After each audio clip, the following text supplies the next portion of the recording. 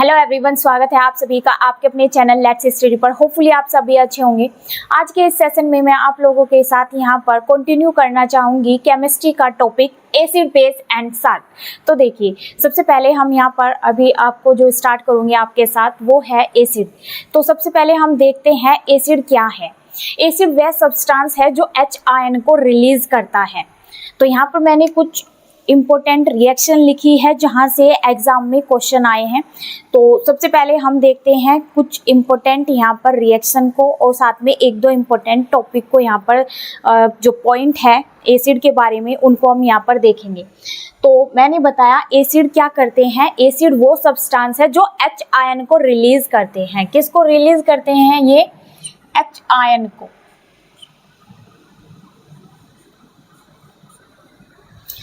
तो यहाँ पर देखिए मेन जो पॉइंट है, ये इंपॉर्टेंट पॉइंट और दो मैंने यहाँ पर रिएक्शन लिखी है।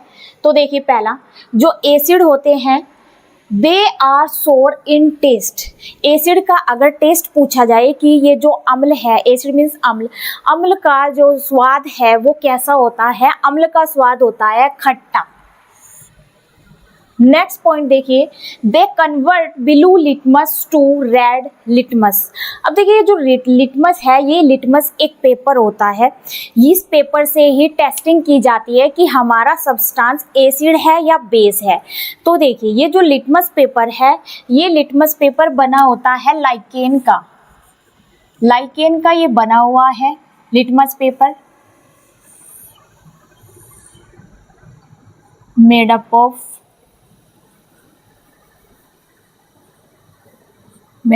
लाइकेन। क्या बना हुआ है? लिटमस। अब देखिए यहाँ पर ये जो blue litmus to red litmus है, इसका मीन्स देखिए दे कन्वर्ट, ये जो एसिड है, बात चल रही है एसिड की, जो ये अम्ल है ये कन्वर्ट करता है लिटमस पेपर को। अगर हम लिटमस पेपर लेते हैं ब्लू कलर का और हमने जो ब्लू कलर का लिटमस पेपर लिया, अगर हमें किसी सब्सटेंस का पता करना है कि वो एसिड है या बेस है, तो उसके बाद उसका पता करने के लिए हम लेते हैं लिटमस पेपर। तो हमने लिया ब्लू कलर का लिटमस पेपर। अगर ये ब्लू कलर का लिटमस पेपर उस सब्सटेंस में डिप करने से रेड कलर का लिटमस पेपर में चेंज हो जाता है, कन्वर्ट हो जाता है, तो इसका मतलब है वो सब्सटेंस हमारा एसिड है। तो इसीलिए यहाँ पर लिखा है they convert blue litmus to red litmus, यानी ब्लू कलर का लिटमस पेपर चेंज हो गया है रेड लिटमस पेपर में। इससे क्या पता लगता है? ब्लू का रेड में चेंज होना, यानी हमारा सब्सटेंस एसिड है। नेक्स्ट पॉइंट देखिए, एसिड, यहाँ पर ये रिएक्शन है। Acid on reaction with metals release hydrogen gas.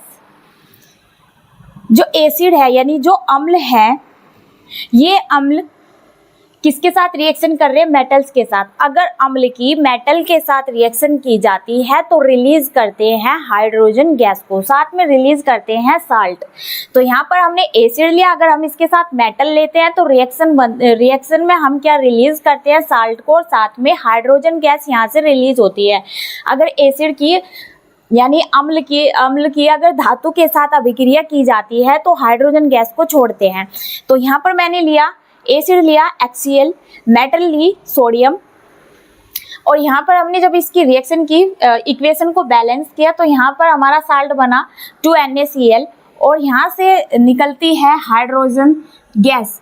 ये हाइड्रोजन गैस की जब टेस्टिंग की गई तो टेस्टिंग के दौरान यहाँ से पॉप साउंड रिलीज, यहाँ से हमें हाइड्रोजन गैस में कौन सी साउंड सुनाई देती, साउंड होती है? जो ये हाइड्रोजन गैस है जब टेस्टिंग की गई तो कौन सी साउंड निकलती है? Pop sound. तो हाइड्रोजन गैस की जब टेस्टिंग की जाती है पॉप साउंड निकलती है।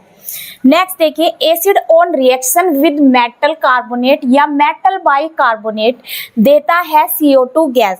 अगर एसिड की रिएक्शन की जाती है मेटल कार्बोनेट या मेटल बाइकार्बोनेट के साथ तो क्या रिलीज करते हैं, क्या छोड़ते हैं? ये CO2 गैस को छोड़ते हैं। तो यहाँ पर देखिए एसिड की अगर मेटल कार्बोनेट या मेटल बाइकार्बोनेट, ये मेटल बाइकार्बोनेट है,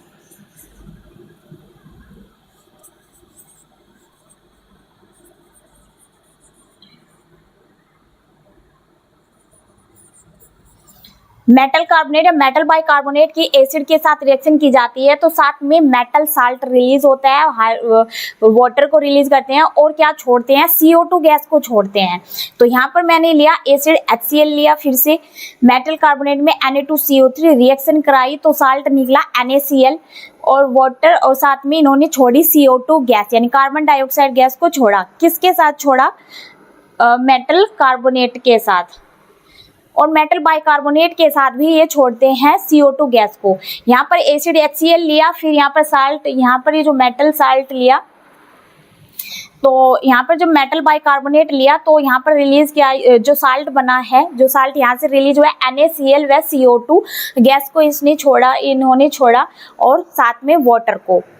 तो ये हमने यहाँ पर रिएक्शन देखी। देखिए कई बार एग्जाम में ये मेटल कार्बोनेट, अगर एसिड की मेटल कार्बोनेट के साथ रिएक्शन की जाए तो कौन सी गैस रिलीज होती है। क्वेश्चन ऐसे आता है कि अगर मेटल बाइकार्बोनेट या मेटल कार्बोनेट की रिएक्शन एसिड के साथ की जाती है तो कौन सी गैस रिलीज होती है। तब आप अपने ऑप्शन में क्या क्लिक करेंगे, CO2 गैस को करेंगे।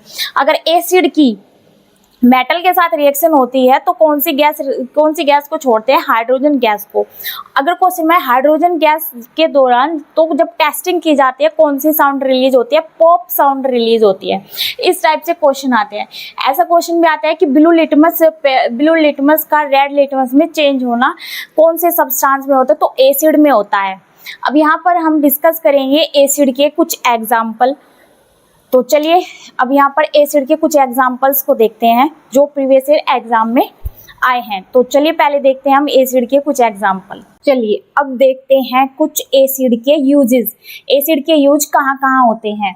तो फर्स्टली आप यहाँ पर देखिए हाइड्रोक्लोरिक एसिड यानी HCl।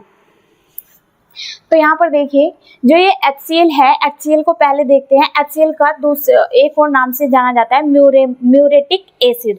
HCl को कहते हैं म्यूरेटिक एसिड। अब इसका यूज देखते हैं पहले। ये कहाँ, मतलब इसका यूज कैसे हो रहा है, देखिए कहाँ पे है। Acidity in stomach is due to excess amount of HCl। HCl का एक्सेस अमाउंट, तो यहाँ पर देखिए हमारे स्टोमक में जब बहुत ज़्यादा एसिडिटी हो जाती है, बहुत ज़्यादा अम्लीय मटेरियल हमारे स्टोमक में हो जाता है, वो किस वजह से होता है, HCl के बहुत ज़्यादा बन जाने के कारण होता है। तो अब यहाँ पर इसका एक तरीके से यूज देखिए HCl का, यानी HCl क्या है, यहाँ पर हम बात क्या कर रहे हैं, एसिड्स की बात कर रहे हैं। तो HCl का एक्सेस अमाउंट जब हमारे स्टोमक में हो जाता है तो क्या हो जाता है, एसिडिटी बन जाती है। नेक्स्ट देखिए मैंने यहाँ पर लिखा H2SO4, इसको भी दूसरा नाम एक और है H2SO4 का, यानी सल्फ्यूरिक एसिड। H2SO4 को कहते हैं sulphuric acid, king of chemicals कहते हैं, यानी रसायनों का राजा भी कहते हैं H2SO4 को। इसका यूज देखिए कहाँ है, लेड स्टोरेज में। यानी आप देखिए जो हमारे घर में बड़े बड़े बैटरी छोटी बैटरी होती है उनके तो ये जो है एक तरीके से सीसा संचायक सेल, ये जो H2SO4 है ये कहाँ पे यूज हो रहा है, जो हमारे घर में बैटरी, जो इन्वर्टर बैटरी है, जो छोटी बैटरी होती है उनमें यूज होता है H2SO4 लेड स्टोरेज में, लेड स्टोरेज की फॉर्म में। नेक्स्ट देखिए नेक्स्ट एसिड है HNO3 यानी नाइट्रिक एसिड। इसका यूज होता है फर्टिलाइजर्स में, NPK जो हम खेतों में डालते हैं, फर्टिलाइजर्स डालते हैं तो NPK के फॉर्म में इसका नाइट्रिक एसिड का यूज होता है। दूसरा मैन्युफैक्चरिंग में होता है एक्सप्लोसिव यानी विस्फोटक सामग्री। ये क्या है, विस्फोटक सामग्री। तो विस्फोटक सामग्री के मैन्युफैक्चरिंग में भी यूज होता है नाइट्रिक एसिड का और फर्टिलाइजर्स में। नेक्स्ट एसिड देखिए ऑक्सैलिक एसिड।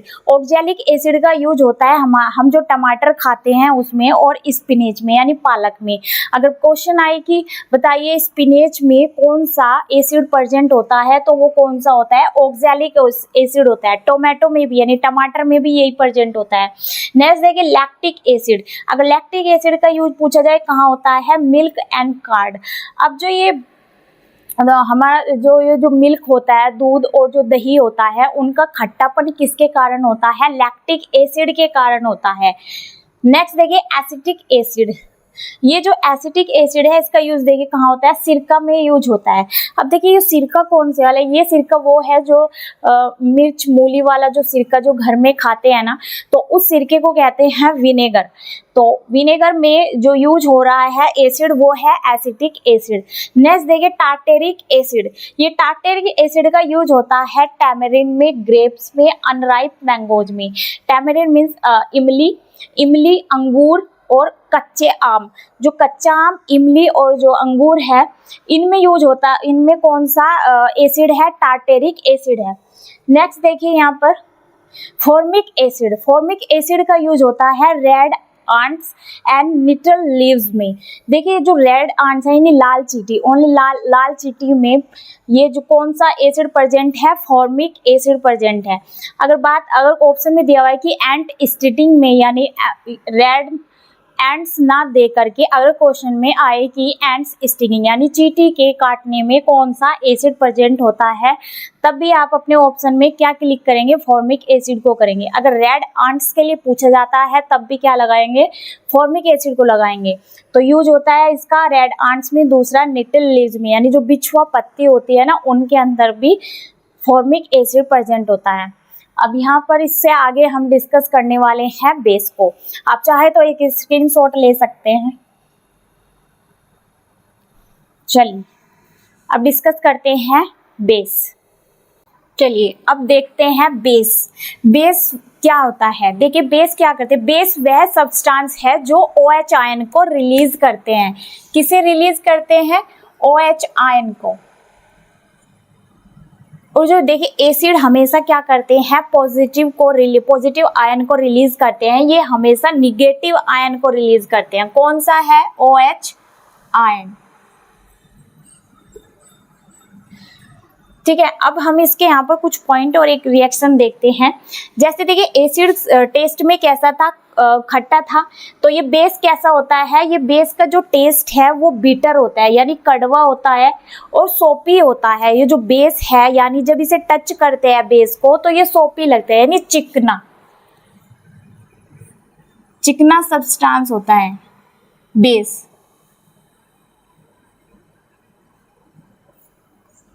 बिटर, कड़वा। तो बेस का टेस्ट कैसा है, बेस का टेस्ट कड़वा एंड चिकना। जब उसे टच करते हैं तो बेस को चिकना लगता है और टेस्ट कैसा है, कड़वा है।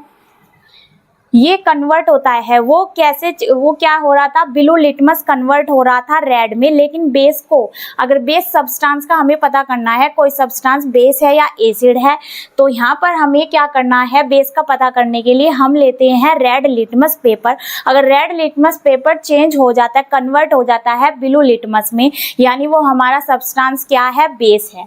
अब देखिए अगर बेस के साथ मेटल की यानी क्षारक के साथ अगर धातु की रिएक्शन की जाती है तो रिलीज होती है हाइड्रोजन गैस। उसमें भी जब अम्ल के साथ मेटल यानी धातु की रिएक्शन की जा रही थी तो कौन सी गैस रिलीज हो रही थी, हाइड्रोजन गैस रिलीज हो रही थी। सेम ऐसे ही बेस में भी क्या होता है, जब बेस की मेटल के साथ रिएक्शन की जाती है तो साल्ट के साथ हाइड्रोजन गैस रिलीज होती है। कौन सी गैस रिलीज हो रही है, हाइड्रोजन। अब यहाँ पर हम बेस के कुछ यूजेस देखते हैं कि बेस के यूज कहाँ कहाँ होते हैं। देखते हैं बेस के यूज। तो बेस का यूज देखिए, बेस लाइम वाटर में भी बेस यूज होता है। कौन सा होता है, कैल्शियम हाइड्रोक्साइड। इस कैल्शियम हाइड्रोक्साइड को बुझा हुआ चूना भी बोलते हैं, बुझा हुआ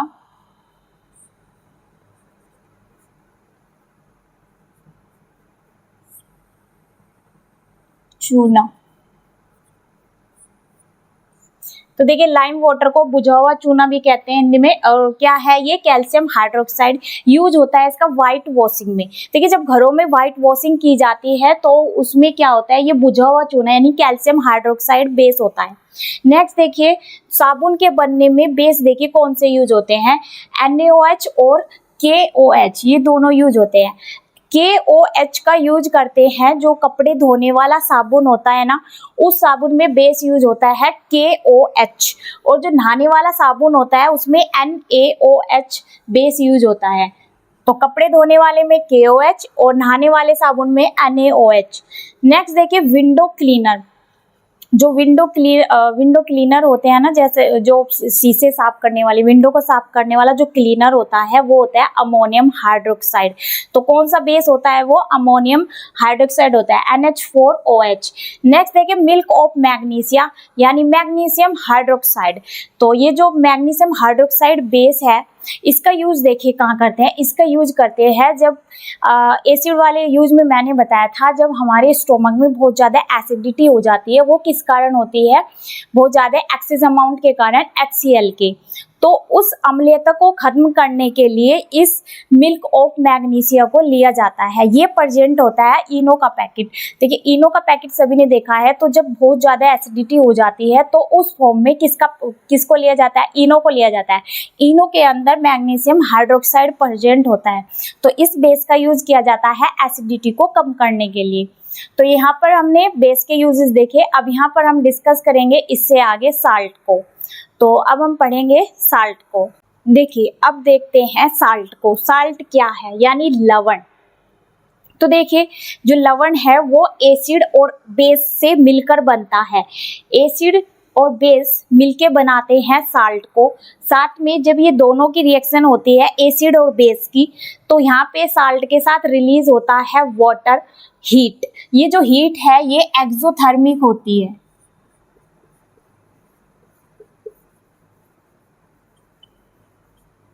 एक्सोथर्मिक ये हीट है। नेक्स्ट देखिए इस सारे प्रोसेस को, जो एसिड बेस का जो मिक्सर है वो बनता है साल्ट। साल्ट के साथ जो वाटर और जो हीट रिलीज हो रही है, इस सारे मिक्सर को बोलते हैं न्यूट्रलाइजेशन यानी उदासीनीकरण अभिक्रिया। उदासीनीकरण अभिक्रिया किसे कहते हैं, एसिड और बेस के मिक्स होने के से क्या बनता है, साल्ट बनता है। और इन तीनों के फॉर्म को क्या कहते हैं, उदासीनीकरण अभिक्रिया। अब यहाँ पर हम कुछ स्ट्रॉन्ग एसिड, वीक एसिड और स्ट्रॉन्ग बेस और वीक बेस को यहाँ पर हम देखने वाले हैं, जिनका यूज हम आगे रिएक्शन में करेंगे, जिसमें हम देखेंगे कि उदासीनीकरण, एसिडिक, बेसिक फॉर्म और न्यूट्रलाइजेशन फॉर्म को हम आगे इक्वेशन के थ्रू देखेंगे। सबसे पहले अब हम यहाँ देखते हैं स्ट्रॉन्ग एसिड कौन कौन से होते हैं। देखिए कुछ स्ट्रॉन्ग एसिड लिखा है। स्ट्रॉन्ग एसिड क्या होते हैं, स्ट्रॉन्ग एसिड देखिए वो एसिड जो कंप्लीटली वाटर में H आयन को रिलीज करते हैं। किसमें करते हैं, वाटर में। वो एसिड जो कंप्लीटली H आयन को वाटर में रिलीज करे तो उसे बोलते हैं स्ट्रॉन्ग एसिड। वीक एसिड उसे कहते हैं वो एसिड जो कंप्लीटली वाटर में H आयन को डिसोसिएट नहीं करता, तो उसे कहते हैं वीक एसिड। स्ट्रॉन्ग बेस उसे कहते हैं जो वो बेस जो कंप्लीटली वाटर में OH आयन को डिसोसिएट करे। वीक बेस उसे कहते हैं जो कंप्लीटली वाटर में OH आयन को डिसोसिएट नहीं करता, यानी रिलीज नहीं करता किसे, OH आयन को, उसे कहते हैं वीक बेस। स्ट्रॉन्ग बेस जो वाटर में OH आयन को कंप्लीटली रिलीज कर देता है। ये हमने यहाँ पर देखा स्ट्रॉन्ग बेस को। अब देखते हैं स्ट्रॉन्ग एसिड को। तो स्ट्रॉन्ग एसिड होते हैं HCl, H2SO4, HNO3। इनका आगे मैं रिएक्शन में बताऊंगी कहाँ यूज होता है। तो स्ट्रॉन्ग एसिड ये है। वीक एसिड है CH3CO, इसके आगे और यहाँ पर जैसे CH3COONA, Na2CO3 यानी सोडियम कार्बोनेट, इनका यूज है। तो ये क्या है, वीक एसिड है, CH3CO negative CO3। Strong base है NaOH, KOH, COH का वर्ल्डवाइज यानी कैल्शियम हाइड्रोक्साइड। वीक बेस देखिए मैग्नीशियम हाइड्रोक्साइड, अमोनियम हाइड्रोक्साइड। तो ये हमारे कुछ weak acid, strong base, weak base और स्ट्रॉन्ग एसिड है। तो अभी हम यहाँ पर अब आगे देखने वाले हैं एसिडिक बेसिडिक रिएक्शन को। इनका स्ट्रॉन्ग एसिड का, वीक एसिड का, इनका यूज हम आगे अब रिएक्शन में करने वाले हैं। तो चलिए करते हैं अब इनका यूज। अब देखिए यहाँ पर हम acidic, basic and neutral salt को यहाँ पर हम देखने वाले हैं रिएक्शन के थ्रू कि ये स्ट्रॉन्ग एसिड, स्ट्रॉन्ग बेस मिलके क्या बनाते हैं, वीक एसिड और स्ट्रॉन्ग बेस मिलके क्या बनाते हैं, उनको हम यहाँ पर देखेंगे। इनकी रिएक्शन को देखते हैं आप कैसे इनका यूज करते हैं। तो पहले देखिए मैंने एक लिया स्ट्रॉन्ग एसिड, दूसरा लिया स्ट्रॉन्ग बेस। तो क्या बनाया इन्होंने, न्यूट्रल साल्ट बनाया, साथ में रिलीज किया वाटर को। अब यहाँ पर देखिए स्ट्रॉन्ग एसिड में लिया HCl को इधर फिर स्ट्रॉन्ग बेस में लिया NaOH को। इधर जब हमने इनकी रिएक्शन कराई तो फिर यहाँ पर क्या रिलीज हुआ, NaCl, एक साल्ट बन गया, साथ में रिलीज हुआ वाटर। इधर देखिए फिर हमने सेकंड रिएक्शन में मैंने यहाँ पर लिया वीक एसिड को, वीक एसिड के वीक बेस को लिया इसके साथ। इन्होंने जब रिएक्शन की तो न्यूट्रल साल्ट बना फिर से, साथ में रिलीज हुआ वाटर। इधर देखिए अब वीक एसिड में मैंने एग्जांपल लिया CH3COOH यानी मिथोइक एसिड, एसिटिक एसिड को लिया। वीक बेस में मैंने अमोनियम हाइड्रोक्साइड को लिया। जब दोनों की रिएक्शन कराई तो इधर बना CH3COONH4, साथ में रिलीज हुआ वाटर।